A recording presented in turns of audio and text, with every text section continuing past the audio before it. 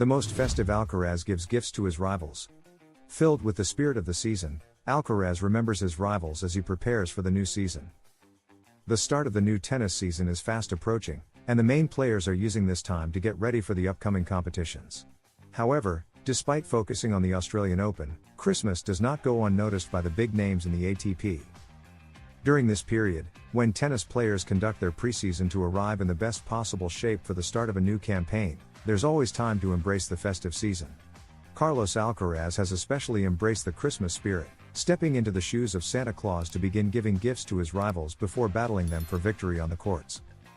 Carlos Alcaraz gifts Sinner, Djokovic, and Nadal.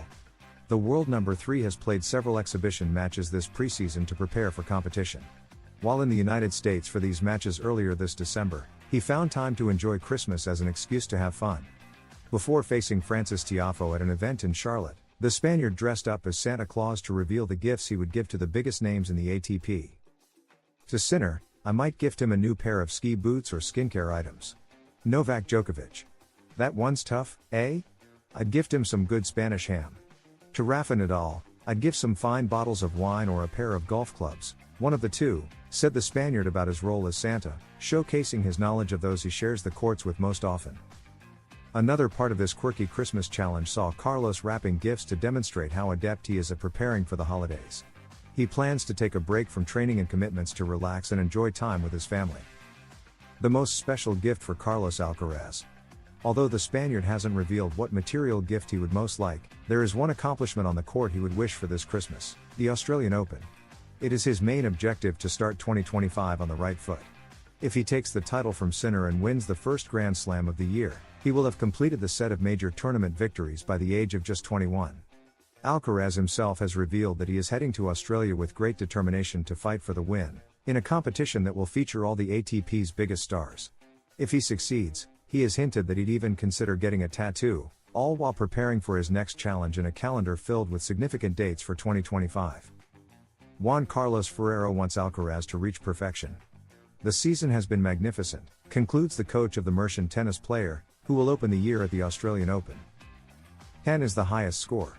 It's also what's often required in key matches to determine the outcome of a final, or even a tricky qualifying match. Juan Carlos Ferrero knows Carlos Alcaraz better than anyone and is best qualified to highlight the almost endless virtues of the Mercian player and the few but visible flaws that have occasionally prevented him from going further. He's no longer the world number 1, having dropped to 3rd in the rankings. 2024 was a fruitful year, with 2 Grand Slam victories, but Jannik Sinner's emergence has taken some of the spotlight from the player from El Palmar.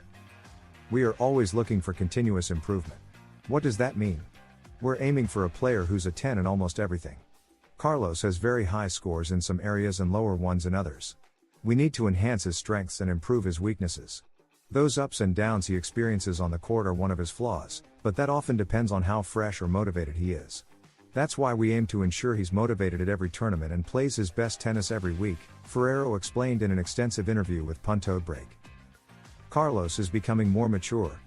Ferrero celebrates this year's results and is firmly convinced of Alcaraz's positive development and unstoppable progression. Winning a Grand Slam is very, very difficult, so winning 2 means it's been a magnificent season, though there's always room for improvement, such as off-court habits or training certain aspects. Carlos is very aware of the things he needs to improve every year. I see him becoming more mature every day in how he approaches being a professional and doing things more thoughtfully. I like how he's tackling the preseason. I see him very focused on what he wants to improve or on what didn't go so well this year. Enhancing his DNA. Alcaraz's coach delved into specifics, explaining in the interview which technical aspects they are focusing on to improve the Mercian's performance. We're trying to make a small adjustment to his serve so it has more rhythm, making it smoother and more relaxed. Then, we'll fine-tune small details, like his forehand. We want it to be more lethal in certain moments. We need to enhance his DNA and work on his weaknesses. Carlos Alcaraz announces a last-minute change.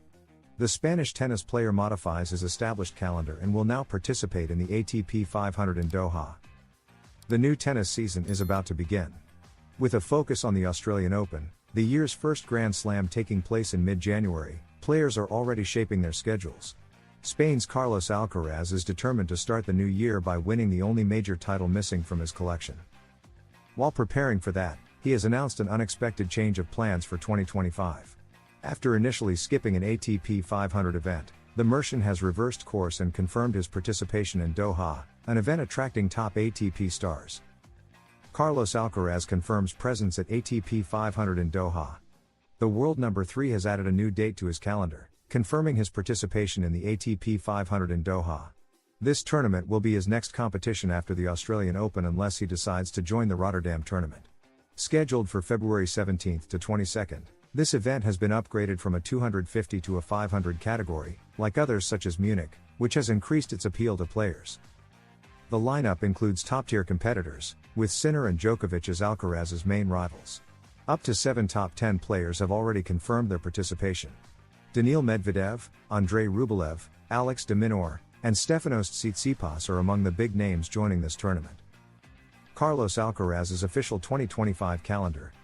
The year is long, with many ATP tournaments for players to choose from. Schedules are built gradually as months go by, based on ranking points and other considerations. For this season's start, the Mercian has already confirmed his presence at several events. Before the regular season begins, Carlitos will participate in the Rising Stars, a charity tournament where he will fine-tune his game against Alex de Minaur and Alexei Popyrin. Then, he will start earning ATP points, aiming to dethrone Sinner and reclaim the world number 1 spot in the following tournaments.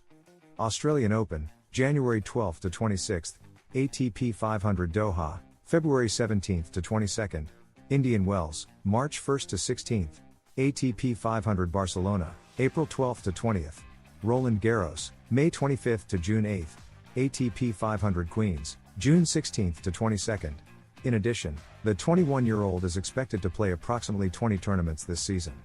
Other likely appearances include Mutua Madrid Open, Rome, Wimbledon, Toronto, Cincinnati, US Open, Laver Cup, Beijing, Shanghai, Paris-Bercy. If you enjoyed this video, don't forget to subscribe and leave a like. Here at Tennis Zone, we are dedicated to bringing you the best content for the best audience. We provide in-depth analysis, exclusive interviews, and comprehensive coverage of everything related to tennis. Join our community and be part of the excitement of the tournaments with us. At Tennis Zone, we strive to deliver updated and high-quality content about players, tournaments, strategies, and the most relevant happenings in the world of tennis.